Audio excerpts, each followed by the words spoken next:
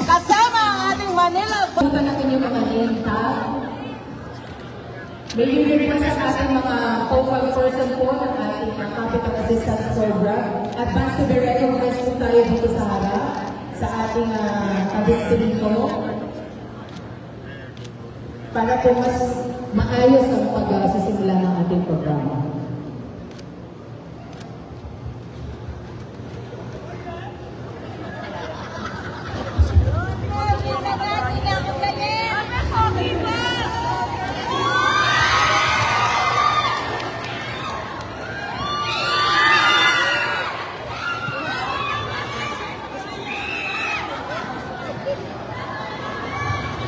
Sa pagpapatuloy po ng ating programa, upang magbigay ng mensahe pagsuporta, ating pong palakpakan ang ating pangalawang punong lungsod, Manila Vice Mayor Angela Leigh Atienza. Magandang umaga po sa inyo lahat. Kamusta kayo? Pinapanood ko kanina yung live dito, mga nagkakantahan na pala kayo. Hindi ko alam ang boses lang. Pero bago ang lahat, gusto ko munang umati sa ating napakagaling na ating si Yorgos Pamoreno Rogosos. Palakpakan naman natin siya! At ang ating masilang at direktor ng DSWD, si Sir Jay de la Fuente, na hindi natutulog. Dahil hindi naman livelihood ang kanyang inaayos, kundi pati pag-isa po na dito ang nangyayari sa ating lungsod. Pero gagawin ko lang ito mabilis dahil gusto ko lang i-share sa inyo. Sa totoo lang po, bago ako pumasok sa mundo ng politika, isa lamang talaga ang nakita ko na programa na alam ko makakatulong sa mga Manileño na makatayo sa inyong mga paa. At yan po ang livelihood dito sa Maynila. Kaya makikita naman natin sa administrasyon ng aking alkalde o ating alkalde, talaga naman pinaiigting niya ang livelihood dito sa Maynila. Dahil hindi naman lahat kayang makuha ng trabaho.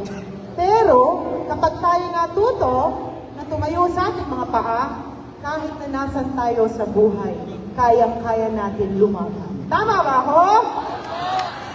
Kaya gusto ko lang sabihin sa inyo na ngayong araw ay isang masayang araw para sa akin.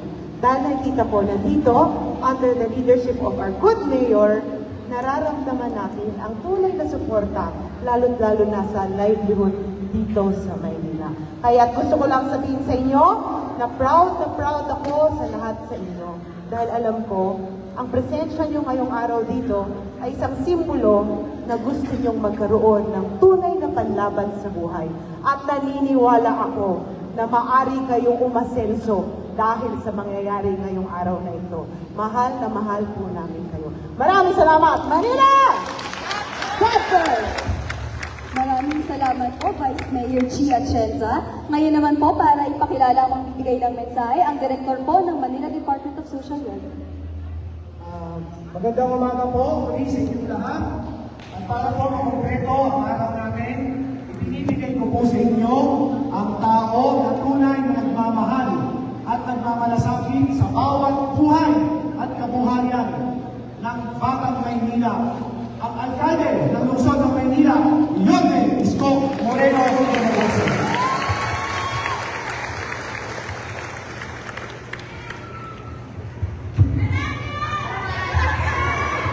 Yan si Bill. Hi! Hello! Good morning! Hindi na ako galing. Sa una ay maraming salamat sa Diyos. Huwag kayo lahat. Huwag kayo lahat. Katulad ng isang kasabihan, habang may buhay, habang may buhay, hilingan. Habang buhay, may pag-asa. Lalo pa, bagay namin nagpapasalamat sa Diyos. Bagaman tayo'y nasa krisis, hindi pa tayo ligtas dahil hindi pa sila payapa sa Middle East. Tapos marami pa tayong pagsubok financially bilang syudad. Maraming salamat sa Diyos dahil katulad ninyo bilang isang ina, bilang isang ama, ang pamahalaan lungsod ng Maynila bilang isang magulang, nakakaraos, nakakahanap, at patuloy na umahanap ng pamahalaan paano itawid ang kanyang mga anak. Kaya sa bawat isa sa inyo ngayon na tatanggap ng tulong upang maitaguyod ninyo o mapatupad ninyo ang inyong angking galing, skills, inaral, natutunan,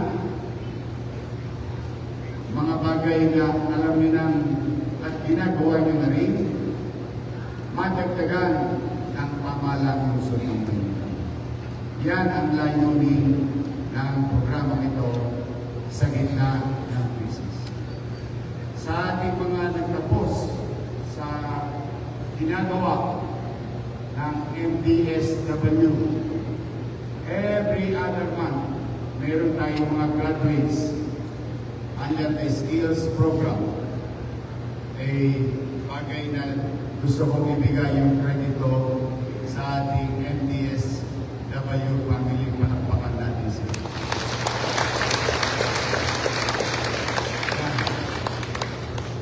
Lahat sila na nandiyan ay nangangalap ng mga taong gusto madagdagan ang kaalaman upang itaguyod ang sarili. Sa inyo naman, naghahanap buhay na rin, may konting kaalaman. Gusto ko lang kayong bigyan ng isang kwentong nangyari sa Tondo noong panahon ng pandemya. Naalala niyo noon yung mga unang buwan ng lockdown, walang hanap buhay ang tao. Halos hindi ako magkanda-ugaga, parang sinisilihan ng weapons ko kung paano ko iraraos na 2 milyong bibig. Baka magutom. Paano ko itatawid? Mahinang ekonomiya. Kaya nga, di ba sinabi ko noon, kung maalala ninyo, umanatag kayo, mga batang Manila, pag wala na akong maisasalyang, nakita niyo ko City Hall na to, patakas ako ng bunting, makaraos na tayo. Which we did. Nangyari. Dapat nangyari. Di ba magkaparang tayo ngayon? Buhay tayo naman. Magkapangit tayo. Nalulungkot tayo sa iba. May ilan tayong mga mahal sa buhay at kababayan na naapektuhan ng infeksyon. Ngunit, may isa rin tayong ginawa, yung pagbibigay ng cash assistance. At dahil doon, may isang mag-asawa, ito, partida to partida to, talaga pagkatao, maabilidad. Isang bulig lang yung nakuha niya. Isa rin siya sikat na kainan. Doon, sa may Pagpusay. Nakikita niyo siya sa TikTok. At siya mismo nagsabi, ito, natanggap ko na ito 1,000 noong araw ng pandemya. Iniluto ko ng ulam. Pinenta ko sa kapitbahay. Mukhang nasarapan. Ikinuwento, alam mo naman sa atin, maraming marites. Maraming. Ang hanap buhay ay chismis. Word of mouth. Ngayon, kahit pa paano dinadayo na yung kanyang kainan. Sa loob, at ikinatag sa kanyang bahay. So ano ibig sabihin? Hindi siya imposible. Mas malawak pa ngayon dahil yung iba natin mga graduates, hindi lang cash makukuha nyo, may gamit pa kayo makukuha.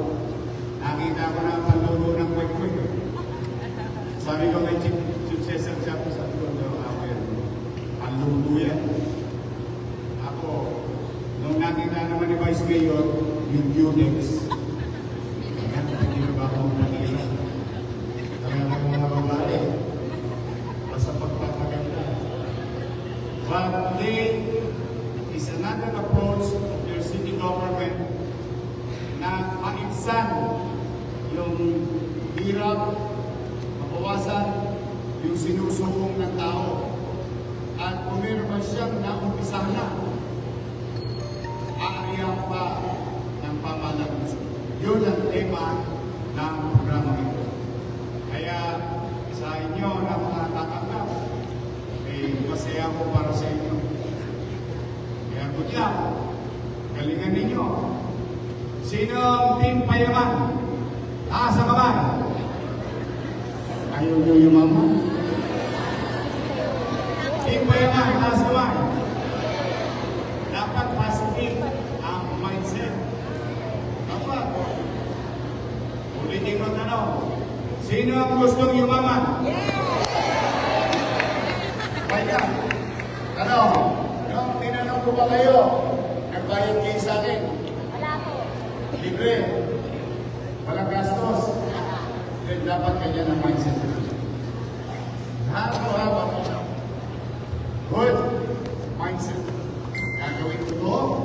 Iingatan ko itong pagkakataong ibinigay sa akin. Mapalad ako sa dami namin, isa ako sa napili. Kaya papahalaga ko to. Pagyayabungin, iingatan, palalagin. Dapat lagi tayo positive. O ngayon naman, meron lang akong konting idadagdag. Alam ko, meron kayong gastusin. Araw-araw, tama mali? Hindi libreng mabuhay, tama mali? Kahit sa ilalim ng tulay, may gastos, tama mali? Kahit sa gilid ng kalsada, may gastos, tama mali? Kapag nabubuhay ka, may gastos. Tama naman. Sabihin, kahit ano mangyari, pagdating ng alas 12 ng tanghali, hahapli yan dyan.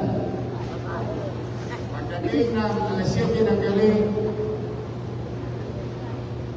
hindi naman kayo nabubusog sa drama.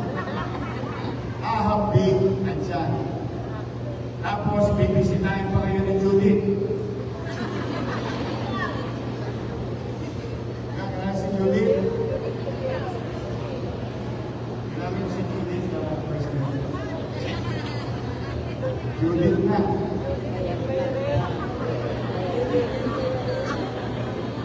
Meron na ng kuryente. Meron na ng tubig. Kami, nung araw, kahit squatter kami, sa parola, sa mabuhay. May matagatundo rito? Parola. Mabuhay street sa atin. Yung sikat na atin. Doon kami nakatusok. Bago yung naging highway.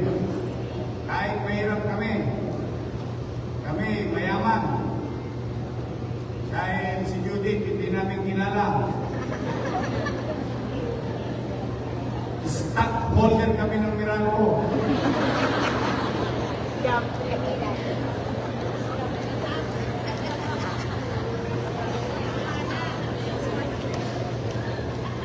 Stockholder kami ng Nawasa.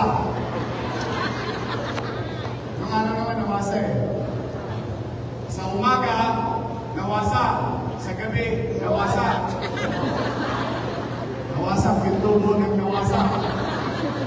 Tapos susupunan mo lang, ikaw may hawak ng gripo ng grasya. Tapos sa umaga, ang almusal ko, Jollibee.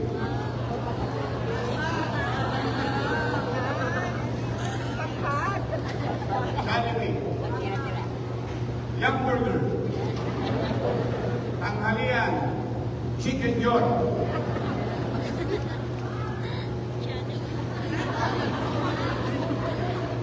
Hapunan, Chicken Joy.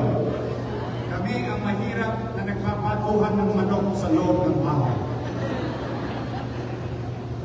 Life is hard. But my mother and my father, ang mga magulang ko, hindi nag-iba. Ito ko ngayon sa harapan.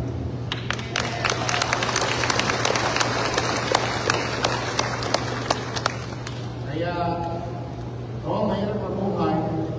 Habang buhay may smile. I want that message given to us ng ating mga ninulong. Sinabi niya ng mga lolo-lola natin. Namin. Gusto ko isa puso ninyo. At hindi lang ninyo isa sa puso at isipan, dapat niyo isagawa. Ngayon, ano yung payo ko? Diba, may gastusin araw-araw, may gastusin katapusan. Lahat na lang may gastusin.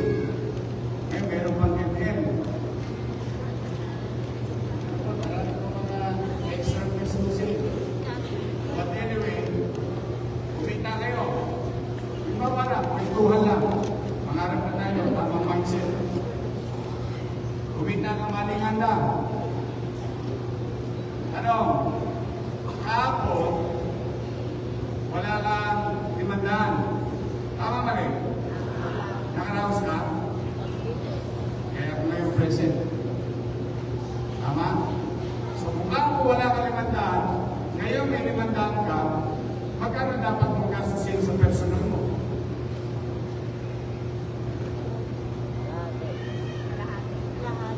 Limandaan. Hindi ganun ulit bukas. Wala ka na ulit limandaan. So, makukuha niyo po ito ko. Kung nakapabuhay ka ng piso kahapon at ngayon ay may 5 piso ka, dapat ang gastusin mo ngayon, piso din. Nakuha niyo po ito ko. Hindi yung pagka may extra, biglang nagiging makulay ang buhay ninyo. Makulay ang panahon. Wow! Dati cherry mobile. Baka pwede ng iPhone. Yung iPhone, mas mahal pa sa bahay mo. Okay, kasi bahay namin ng araw, may hindi lang. Alam mo naman nung araw, maraming makanting lote. Yung nanay ko, maraming real estate. Pagkakakita ng lote, nagtatanim ng talbos ng kamote. Totoo to. Tanim muna, talbos kamote. Tutubo, maya-maya. Siyempre, kailangan bantayan. Maglalagay ng upuan. Yung upuan, lalaban. Siyempre, mainit. Lalagyan ng upo. Pag umuulan may angin, lalagyan ng dingding. Kailangan ng pintuan. Talbos ng kamote, tinanim bahay ang upo. Pero, ang punto ko, nakapamuhay ka ng piso kahapon dahil may programa ang gobyerno na dagdagan ang puhunan mo, nakapag-expand ka, dumami ngayon yung puhunan, pinagulong mo ng pinagulong at ipinagparaya mo ang sarap o what you call the principle of delayed gratification. Huwag niyo agad bayaran ang inyong sarili kapag may nakikita kayong sobra.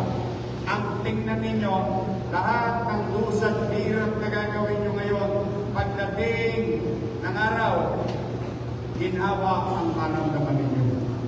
Hindi man sa inyo, yung tatamasahin ng saling lahi. That's the right mindset in a limited resources. Ulitin ko ha. The principle of delayed gratification. Naunawaan nyo? Naunawaan nyo? Naintindihan nyo yung English? Okay, mag-alala, hindi ka nag-iisa. Mag-isa ko lang. Ibig sabihin, ipinagpaparaya mo ang sarili mo sa bagay na nakamit mo more than o masigit pa kahapon. At isinusubi mo at nag-iisip ka pa ng mga bagay kung paano mo mapalalago, mapalalaki, madodoble. Naalala niyo ang yelo sa bundok? Naalala niyo yung bata tayo?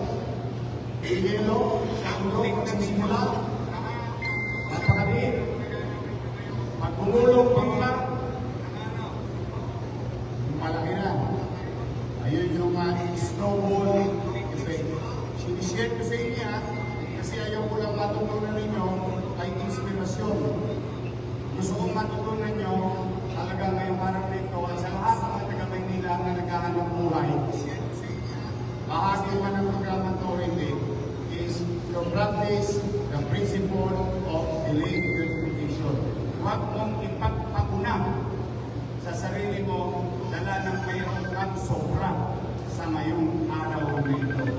Yun ay patuloy mong isuwi, itabi, at hanggat maaaring ibalik mo sa negosyo kung saan lalapat, lalaki, tataas, at mas marami ka pang mersaryong mahagi.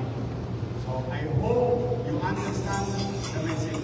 Kasi hindi araw-araw Pasko. Tandaan ninyo. Sino ang may sakit? Taas sa kamay. Kita ninyo. Tanong, mura pa magkasakit? Tanong, maulaan mo ba kung kailan ka magkakasakit? Then save for the rainy days. Yan naman yung napakinggan natin sa ating mga but today, ayaw ko nang makakabain.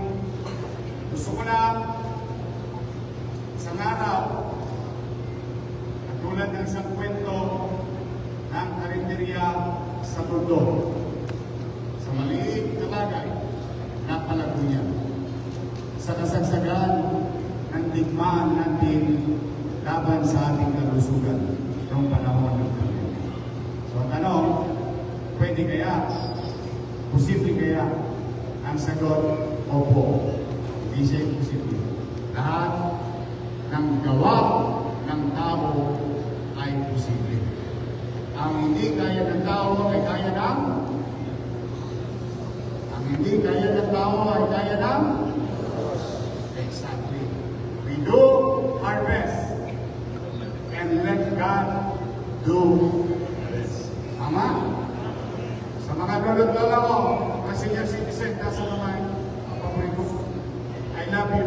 I love you so much. So bueno. Magkikita na naman tayo. Maglulubi-lubi na naman tayo, di ba? Tapos kayo,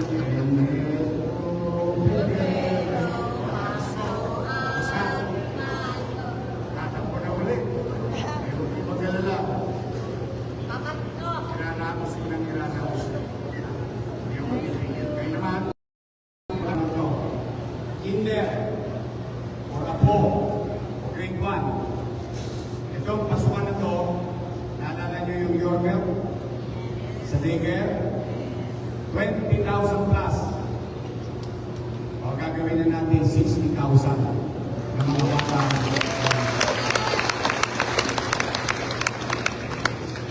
Isa sa maliit, practice araw-araw, naging muscle memory, na perfect, over escalation.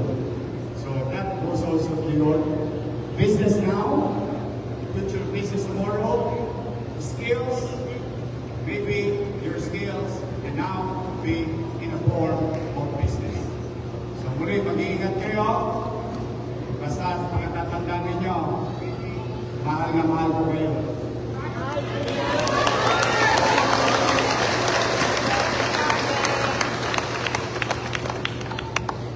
Huwag nawa loobin ng Diyos. Pero kung kinakailangan, ang araw, gawin kong araw, ang gabi, gawin ko pa rin araw, mapaglingko lang muna kayo ng mainam at efficiently. Makatawid tayo.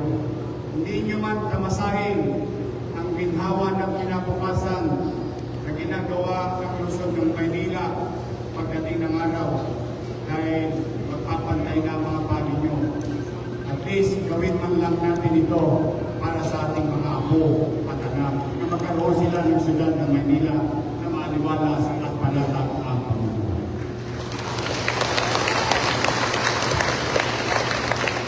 Nagpupugi ako, hindi perfectong gobyerno ang may bibigay ko sa inyo. Pero sigurado ako, may gobyerno sa Luzon ng Maynila.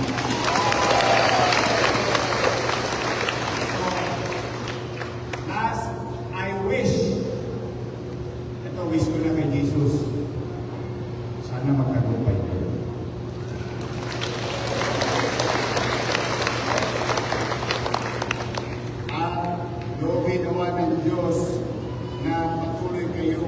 bibigyan ng mabuti, maayos na kalusugan.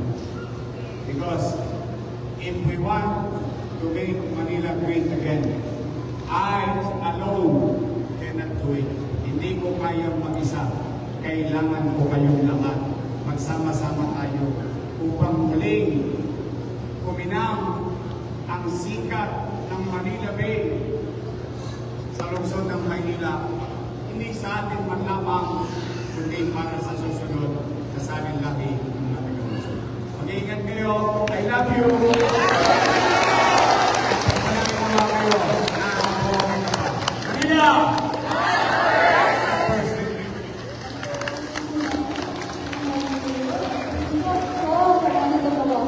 May we also acknowledge the presence of Attorney Peng Huko from Golden. Welcome, ma'am.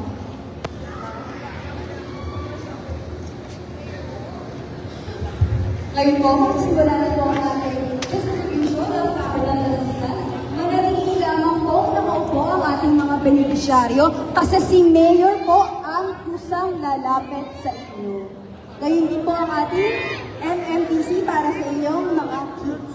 Magandang umaga po ulit.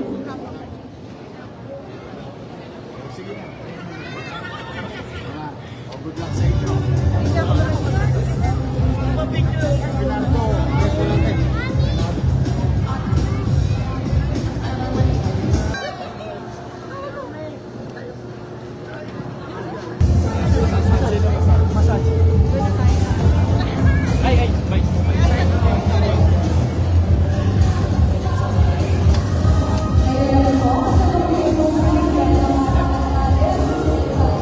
Ang mga mag-aaral ng Manila Power Development Center na Bread and Pastry Cake.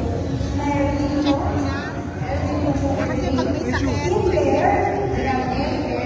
unisex hair cutting, hair dressing, at massage. Ito po ay kasama ng kanilang capital assistance financial.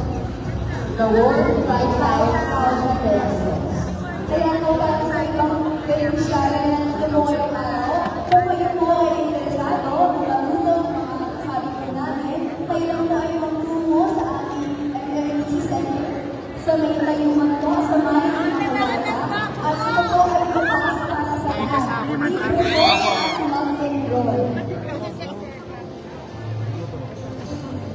Or, pakilala po nila ang ating head ng Manila Manpower Development Center, si Ma'am Esther Ferrer po.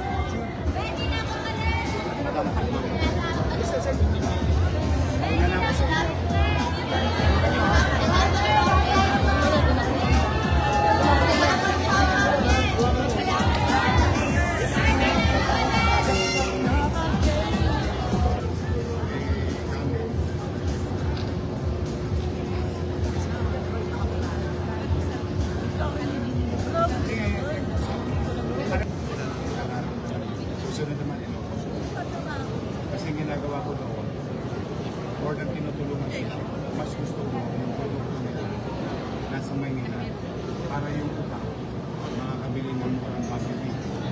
Sibuyas, bawang, prisa. Kasi mas mura, layo. Sa palengke ito, presyo. Yung sa atin na presyo dito lang. Laki. cultural product. Pero sa sunod kayo, kaya nyo ba? Dapat sinacharot nyo lang ba? Yun din nga, bala ko, ano yung ginagawa ninyo, kaya ko tinatanong. Kaya dapat meron kang isang magaling na, diba? Mula sa pamahalaan po ng Goldilocks, sila po ay nagbigay ngayong araw at nag-sponsor ng Classic Lopi Mamon para sa inyong lahat. Palakpakan po natin si Goldilocks. Ngayon po mag-group picture na po tayo. Together with our Mayor and Vice Mayor. Siyempre, ang representative po ng Goldilocks. Ang Pangulo po ng ating po director. Ang ating mga visiting heads. Focal person po ng ating capital assistance.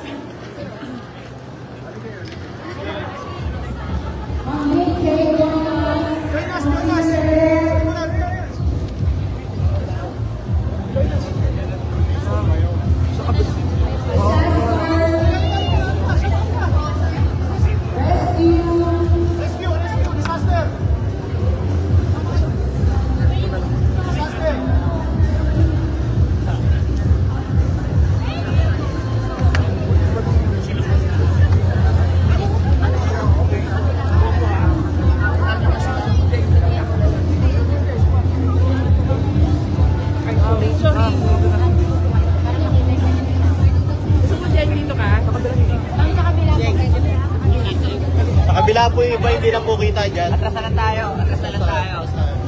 Diyos ko, sorry. Atras po tayo. Para kita lahat. Ma'am, atras lang ma'am, may photo lang. Okay po.